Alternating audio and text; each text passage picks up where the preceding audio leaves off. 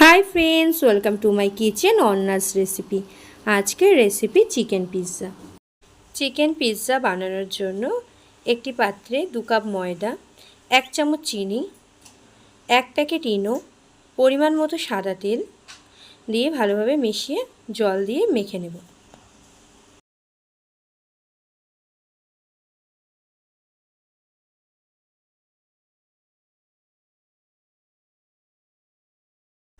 ময়দাটা মোটামুটি মাখা হয়ে গেছে। এবার হাতে একটু তেল নিয়ে ময়দাটার উপরে মাখিয়ে ময়দাটাকে 30 মিনিট রেস্টে রেখে দেব।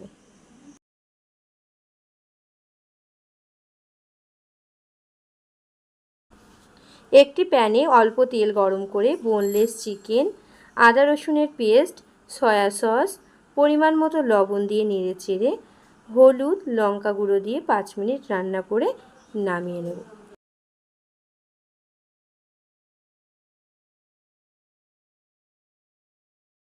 যে প্যানে পিৎজা বেক করব সেই প্যানটাকে হালকা গরম করে গ্যাসের ফ্লেম বন্ধ করে তার উপর তেল ব্রাশ করে মেখে রাখা ডোটাকে পিৎজার শেপ দিয়ে একটা কাটা চামচ দিয়ে পুরো পিৎজার উপর ছিদ্র করে নিয়ে তার উপর পিৎজা সস ভালোভাবে মাখিয়ে চিজ গ্রেট করে দিচ্ছি।